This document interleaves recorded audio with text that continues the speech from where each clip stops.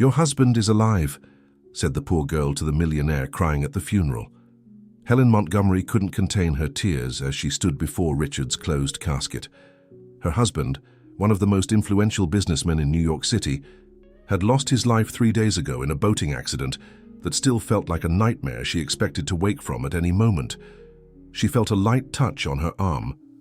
Turning, she saw a girl who couldn't have been more than 12 years old, with curly hair and bright eyes, wearing simple clothes that contrasted with the luxury of the ceremony.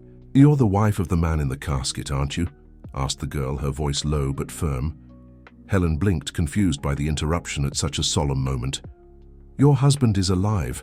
I saw him yesterday," said the girl, before Helen could respond.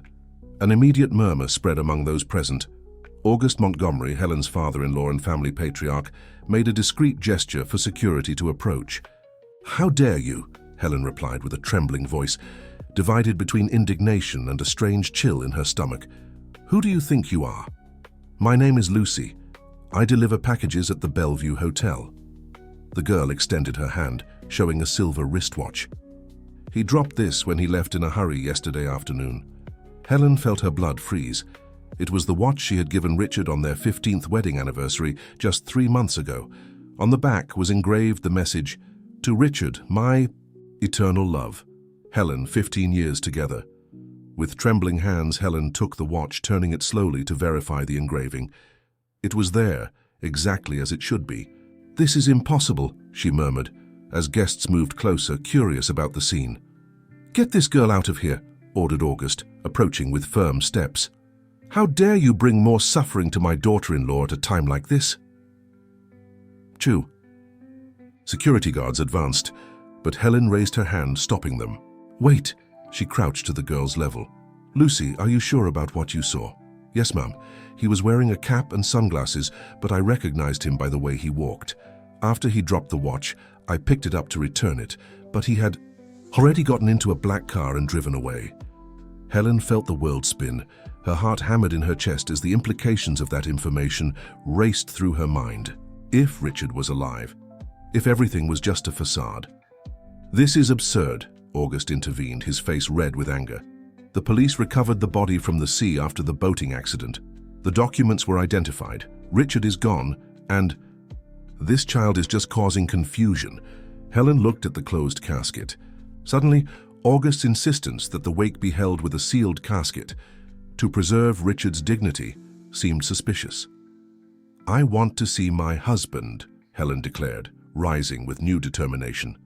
"That's not appropriate, my dear," August tried to calm her, placing his hand on her shoulder. "You're in shock, you're not thinking clearly." "I want to see my husband," Helen repeated, her voice firmer, moving away from her father-in-law's touch. The funeral director approached, nervous. "Mrs. Montgomery, I regret to inform you that this won't be possible. The condition after 3 days in the sea." Helen felt her legs weaken.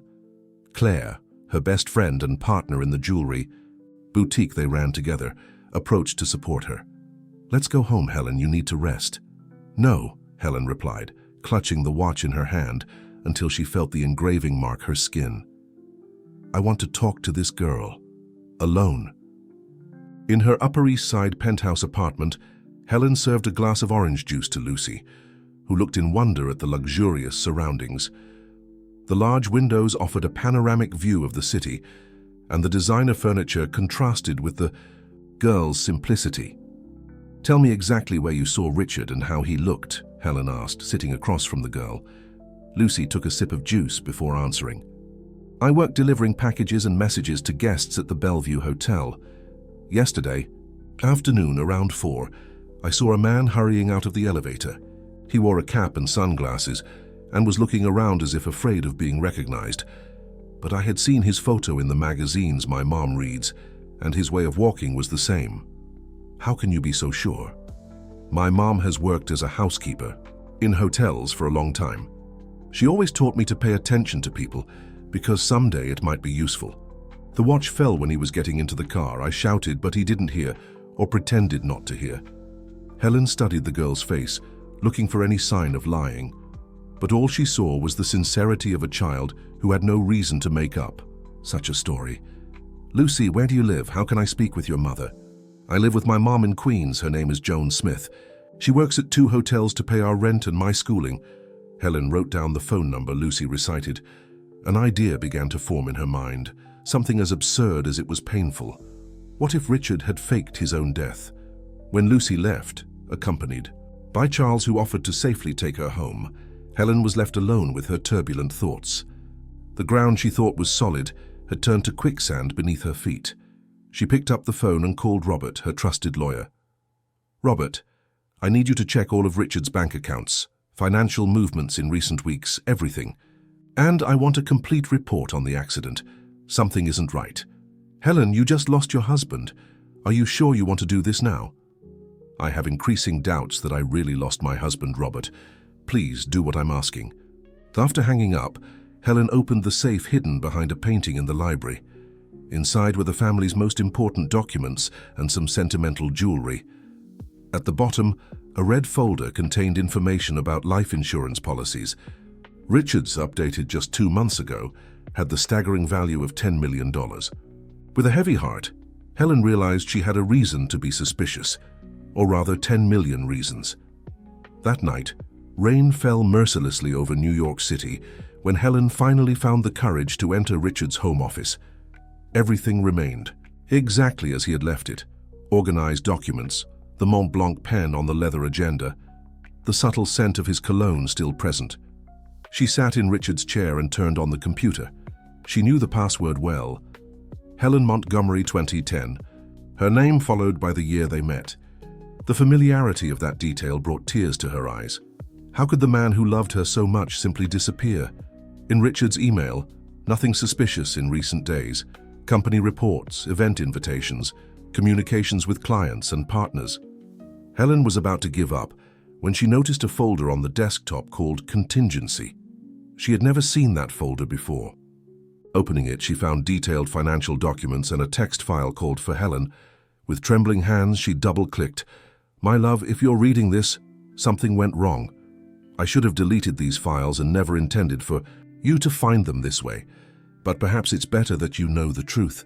Montgomery Developments is in danger. I've discovered serious irregularities in the company's accounts, operations happening without my knowledge.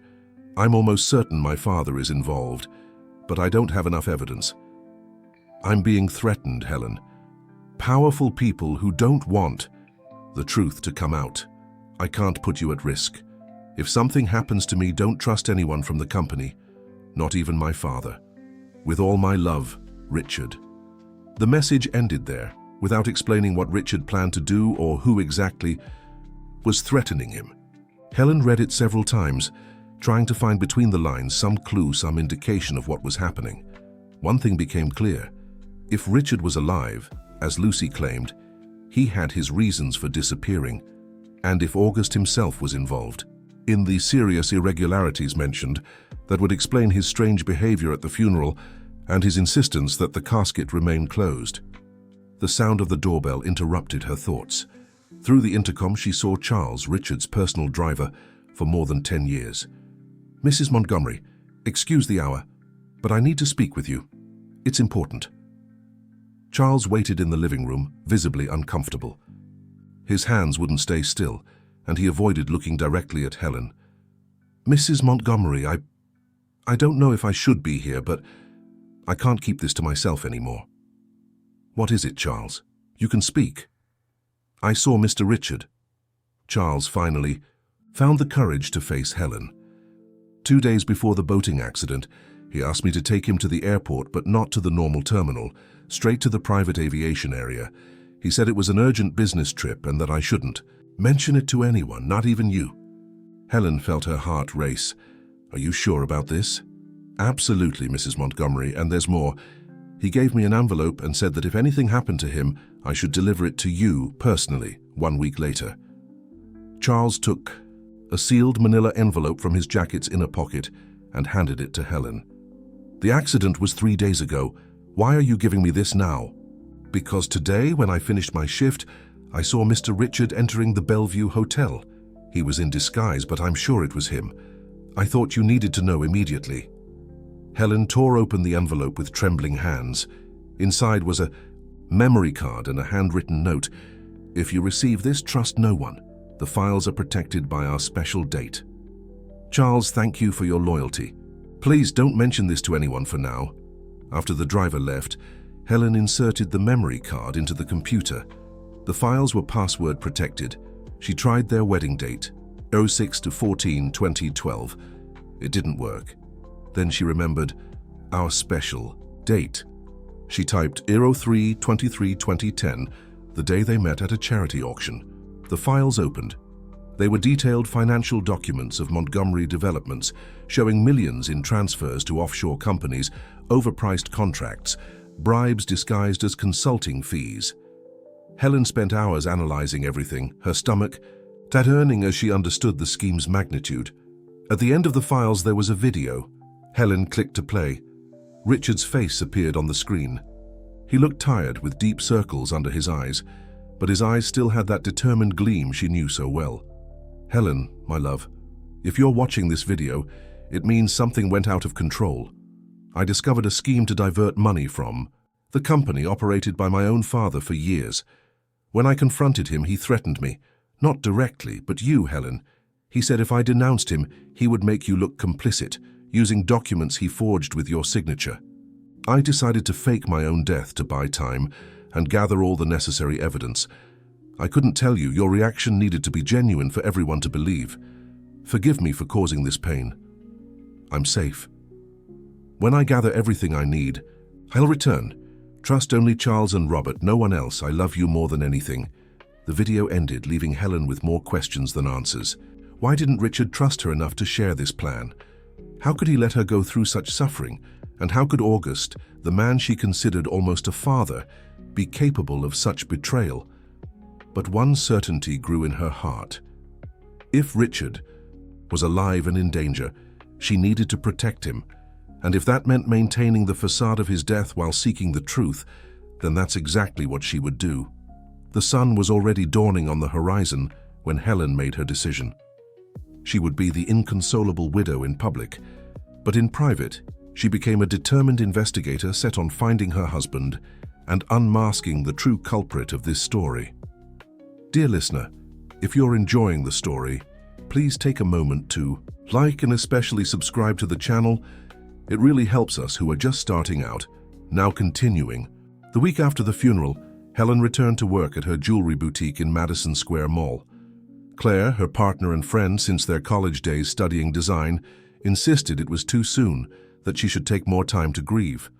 But Helen knew she needed to keep up appearances and at the same time have a safe place to plan her next steps. You seem different today, Claire commented as they arranged the new collection of pieces in the display case.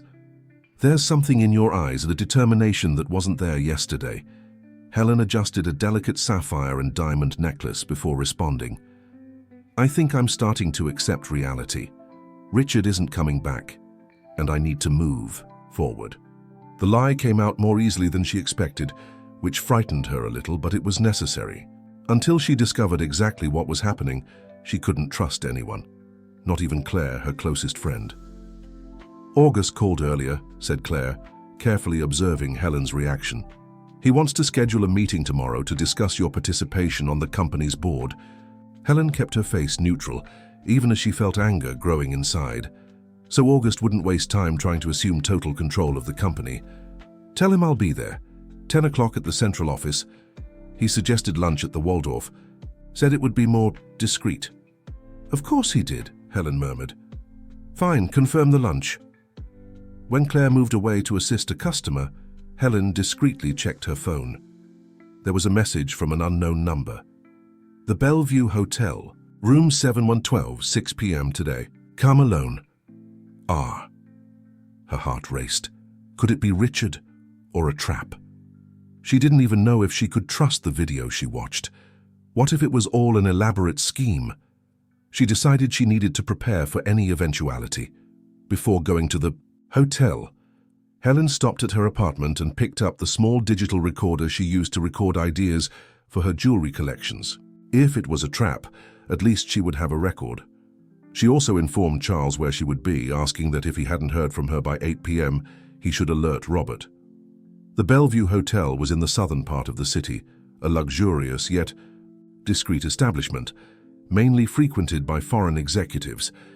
Helen wore dark sunglasses and a headscarf when she entered through the lobby, heading directly to the elevators. On the 7th floor, she walked with firm steps to door 712. She took a deep breath and knocked 3 times. The door opened slowly, revealing a man with stubble, glasses, and a cap. For a moment, Helen didn't recognize Richard. He had lost weight, and his eyes, always confident and determined, now carried a shadow of concern.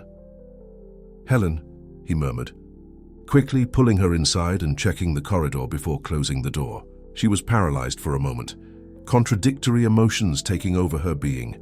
Relief at seeing him alive, anger at being deceived, confusion about what to do next.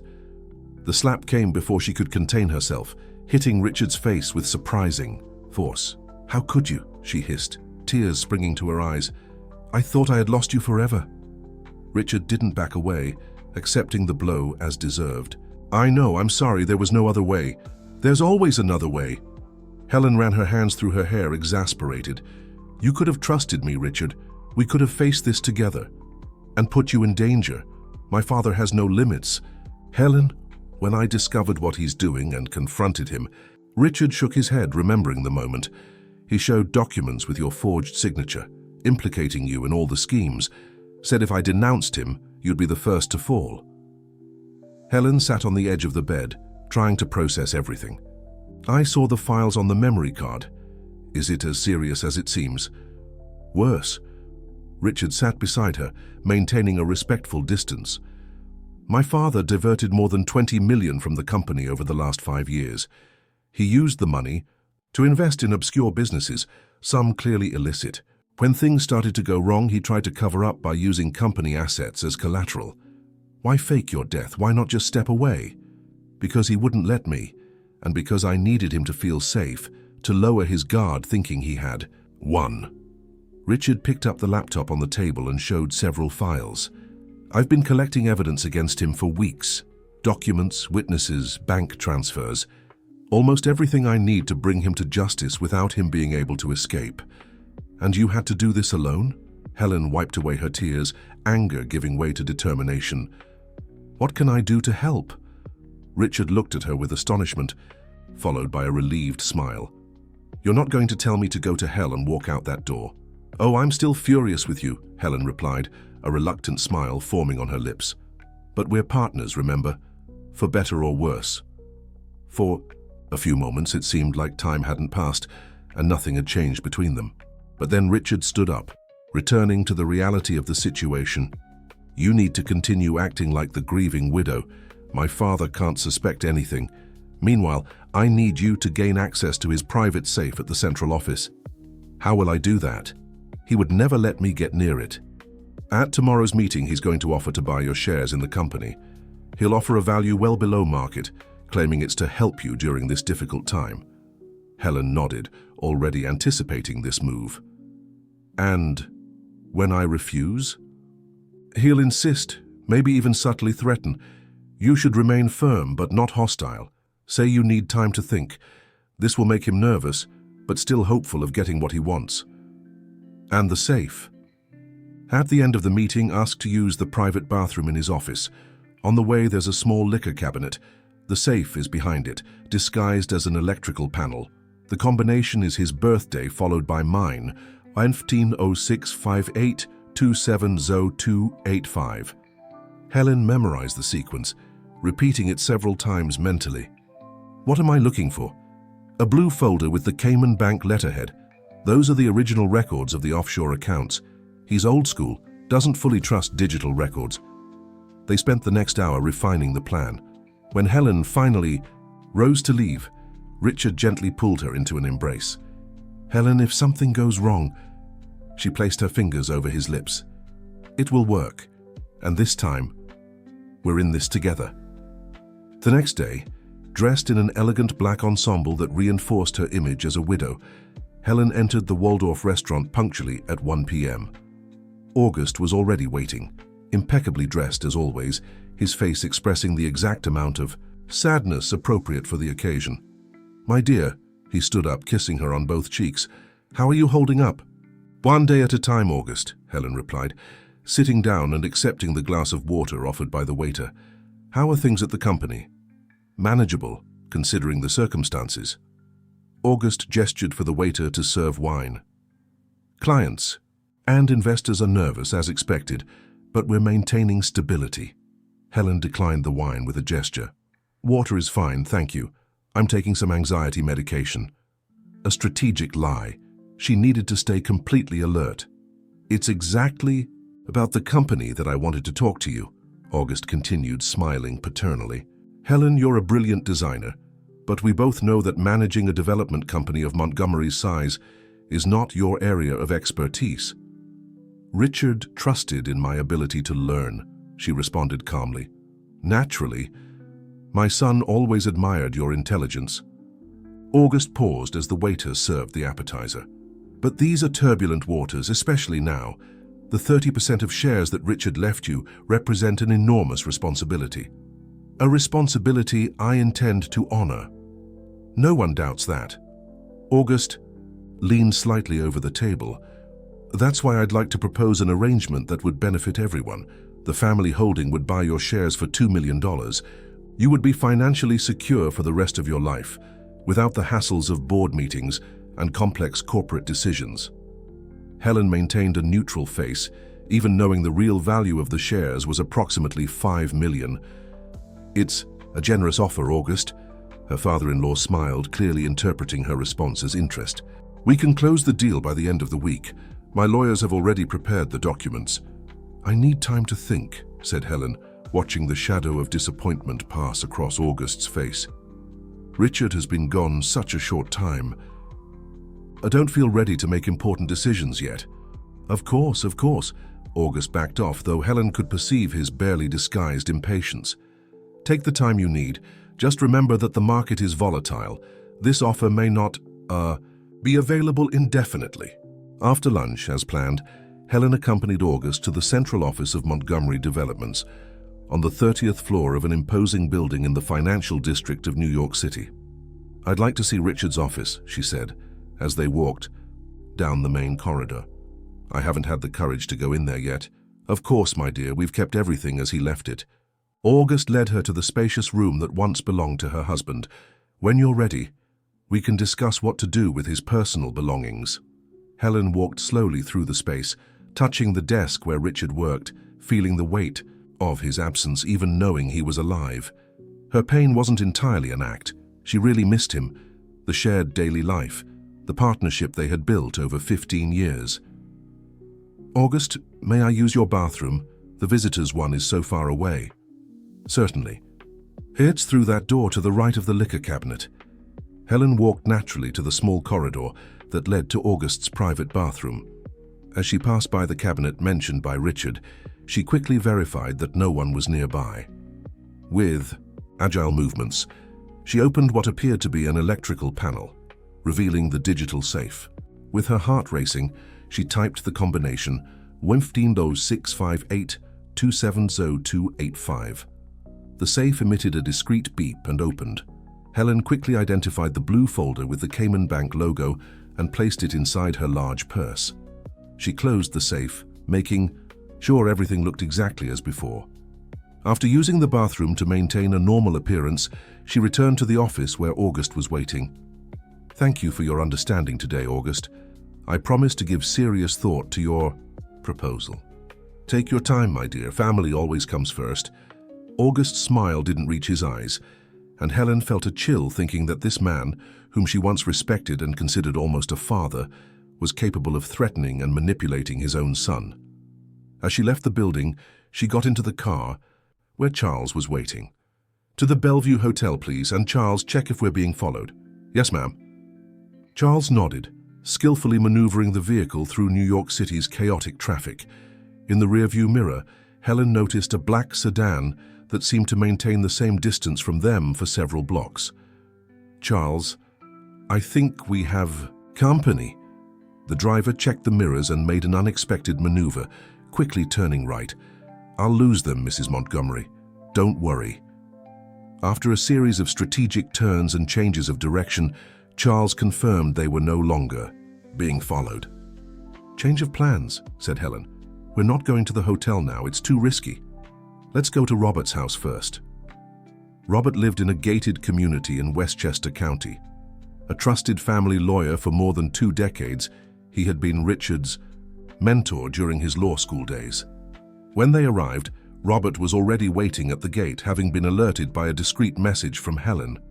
His normally calm face showed signs of tension. "Helen, are you all right? Charles said you were followed." "I'm fine, we managed to lose them." Helen quickly entered the house. "But we need your help. The situation is more complicated than we imagined." In the safety of Robert's office, Helen revealed the whole truth. Richard was alive. August was involved in illicit operations, and now they had concrete evidence against him. Robert listened to everything with a grave expression, occasionally asking specific questions about dates and amounts. "This explains a lot," he said, when Helen finished her account. "In recent months, I noticed August making strange decisions, contradicting company policy, but Richard always minimized it when I questioned him." "Richard didn't want to believe his own father was capable of this," Helen explained. "When he finally faced the truth, it was too late." "Where is Richard now?" "At the Bellevue Hotel, but we can't contact him normally. August is probably monitoring my phone." Robert considered for a moment before speaking. "I have a plan, but we all need to be careful. What we're going to do now is..." Dear listener, if you're enjoying the story, please take a moment to like and especially subscribe to the channel. It really helps us who are just starting out. Now continuing. 3 weeks had passed since Helen discovered Richard was alive. During this period, she carefully maintained the facade of the grieving widow, attending company board meetings, social dinners, and continuing her work at the jewelry boutique as if nothing extraordinary was happening. Meanwhile, behind the scenes, Helen, Richard, Robert, and Charles worked tirelessly to document all the suspicious transactions carried out by August in recent years. The Cayman Bank folder was crucial, providing the numbers of offshore accounts, where the diverted money was hidden. Richard had moved to a discreet house on the outskirts of the city, where he set up a veritable operations center. Helen visited frequently, always taking different routes and making sure she wasn't followed. During one of these visits, Helen arrived accompanied by a surprise. Lucy, the girl who had changed everything by appearing at the funeral with Richard's watch. "You brought her here?" Richard asked, visibly concerned when he saw the girl enter. "We need her, Richard. She works at the hotel, knows people, hears conversations, and after what I discovered today, I'm sure we can trust her." Richard looked at the girl with curiosity. "What did you discover?" Helen took a deep breath before answering. "Joan, Lucy's mother, worked as a housekeeper at your family's country house 15 years ago." Richard frowned, trying to remember. "My country house in the Hamptons? I don't remember any, Joan." "Because your father fired her when he discovered she was pregnant." Helen looked significantly at Lucy, letting the implication hang in the air. Richard turned pale, looking at the girl with new eyes. Lucy, in turn, stared at him with a mixture of nervousness and expectation. "My mom always said my father was a good man who couldn't stay with us," explained Lucy, her voice small in the tense silence of the room. "She has a photo of you from when you were younger." I didn't know," murmured Richard, running his hand through his hair in a gesture of confusion. "Joan? Short, curly hair, gentle smile?" Lucy nodded, her eyes shining. "That's the third reason why I brought Lucy today," said Helen, opening her purse and removing an envelope. "We did a DNA test. Robert helped organize it without raising suspicions." Richard took the envelope with trembling hands, but he didn't need to open it.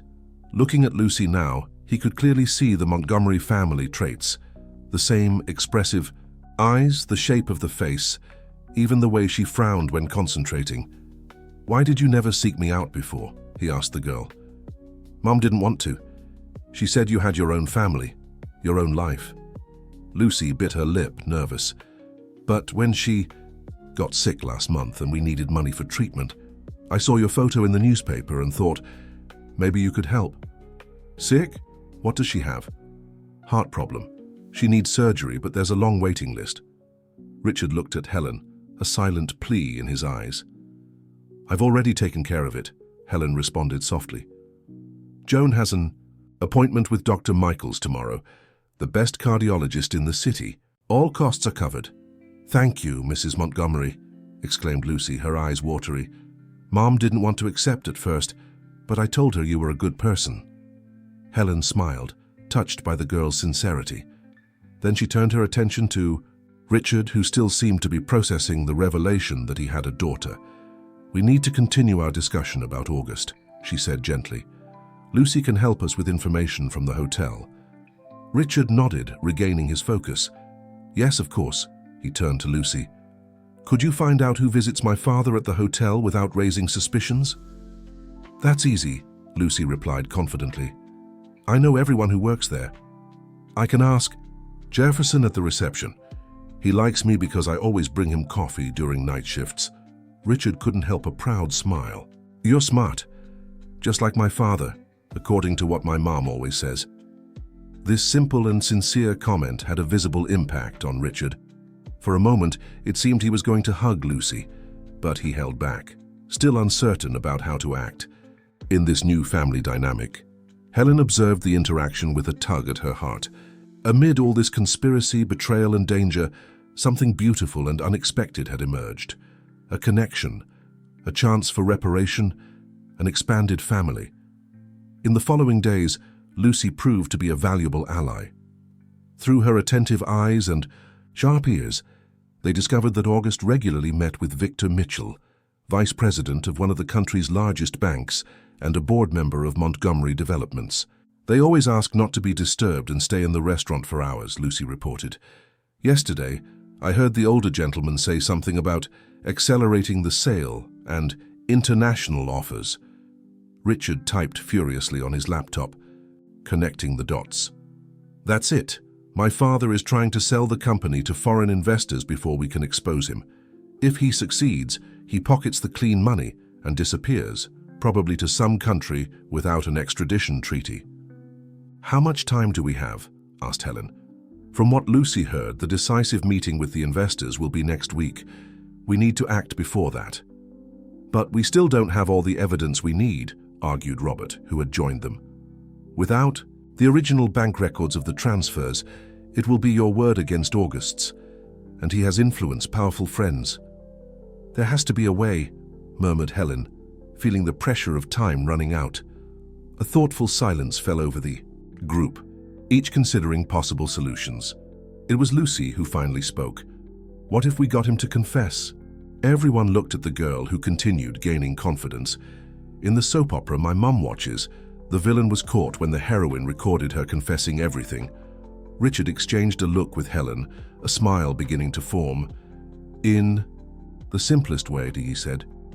Sometimes the best solutions come from the youngest minds, added Helen, smiling at Lucy with admiration. But how would we do that? Questioned Robert. August is cautious, suspicious. He would never admit anything, especially if he suspected a trap. Unless he thought he had already won, said Helen slowly, an idea taking shape in her mind. And I know exactly how to make him think that. The next morning, Helen requested a private meeting with August. Wearing an elegant but sober outfit, she entered her father-in-law's office, displaying a calculated expression of defeat. August, I've thought a lot about your offer, she said, sitting across from him. I'm willing to sell my shares to the family holding. Her father-in-law's face lit up, though he tried to maintain an appearance of commiseration. Wise decision, my dear. I know Richard would approve. He always wanted what was best for you. However, Helen continued, maintaining a neutral tone, I consulted some specialists. The market value of my shares is significantly higher than what was offered. August adjusted his posture, a slight sign of tension appearing in his demeanor. Specialists don't always understand the risks and responsibilities involved. The $2 million offer is more than fair. $4 million, August. Helen faced him directly. It's the minimum I'll accept. Impossible. August shook his head. Firmly. The company cannot make such an amount available at the moment. Curious, considering I learned about recent movements of much higher values.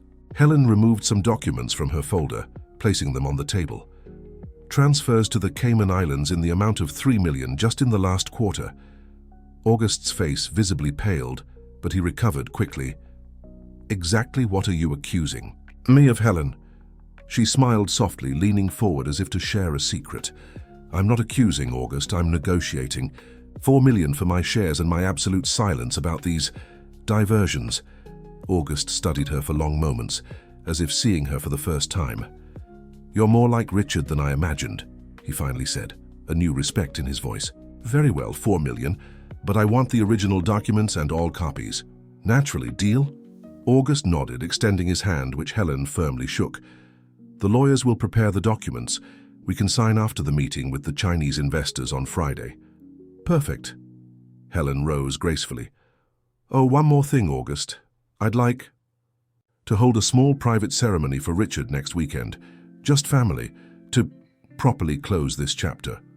Of course, whatever you need. When Helen left the office, her heart was racing. The first part of the plan had worked. August had taken the bait.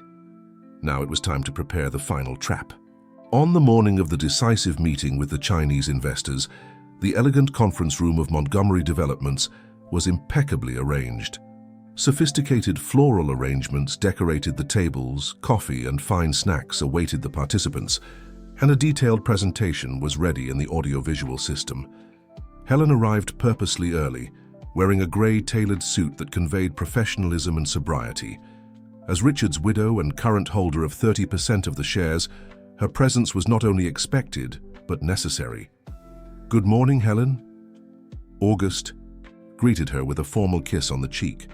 Ready for the big day? Absolutely, she replied with a calculated smile. Have our guests arrived? They're in the main lobby. Thomas is accompanying them on a small tour of the facilities before the meeting. Thomas Fisher was the company's financial director, August's trusted man and probably an accomplice in the diversion schemes. Great. I'd like a moment alone with you before they begin, to discuss the final details of our agreement. August nodded, leading her to his private office. Once alone, Helen removed a small digital recorder from her purse, ostensibly placing it on the table. What's that? Asked August, frowning. Just a precaution. I want to record our final agreement before the official signing. Turn that off immediately. August's voice had lost all affability. Business like ours is not recorded. Don't worry. Helen demonstratively turned off the device. I just thought that, considering the delicate nature of the situation, we'd both like guarantees. August visibly relaxed.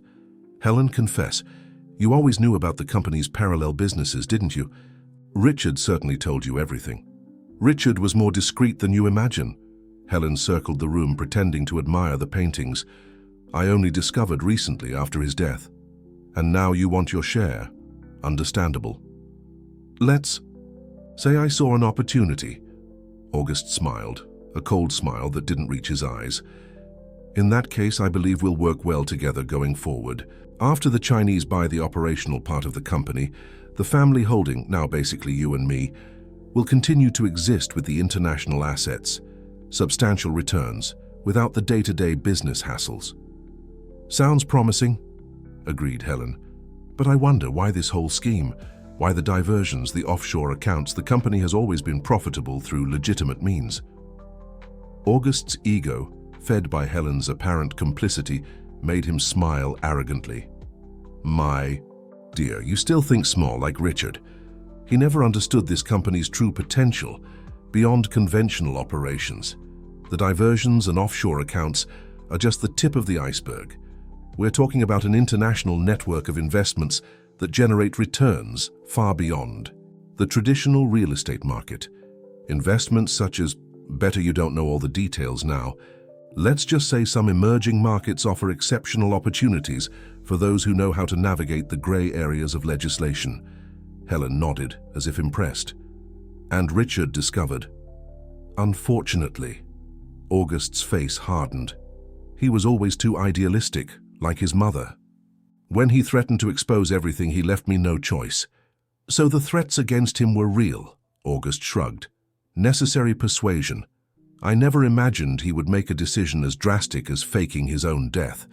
That was unexpected. Helen froze, her blood turning to ice in her veins. August knew. All along he knew Richard was alive. Noticing her shock, August smiled with cruel satisfaction. "You really thought I wouldn't know? That an amateur plan devised by my naive son would fool me?" He shook his head, almost with pity. "I have people reporting on Richard's every movement since he died. The Bellevue Hotel, the house on the outskirts of the city, your frequent visits. I was just waiting to see your next move. If you knew, why didn't you do anything?" Helen struggled to maintain her composure, her mind racing to find a way out. "Because it was convenient. An officially dead Richard can't accuse me of anything. And while you think you're manipulating me, I'm always 3 steps ahead." August moved closer, his voice lowering to a threatening tone. "By the way, your little spy, the hotel girl? Another interesting piece of the puzzle. Richard's bastard daughter, I presume. What a touching family reunion you must have had." Helen's stomach twisted. The situation was much worse than they had imagined. August not only knew about Richard, but also about Lucy and probably about their entire plan. "What do you want, August?" she finally asked, abandoning the pretense. "Exactly what I was about to get. Your signature on the share transfer documents. For the original amount of $2 million. The papers are ready." He opened a drawer and removed a folder. "Sign, and perhaps I'll consider letting your husband live his exile in peace. Refuse, well, accidents happen every day." Helen looked at the documents, her mind working furiously. If she signed, she would lose everything, and August would escape unpunished. If she refused, she would put Richard and Lucy in immediate danger.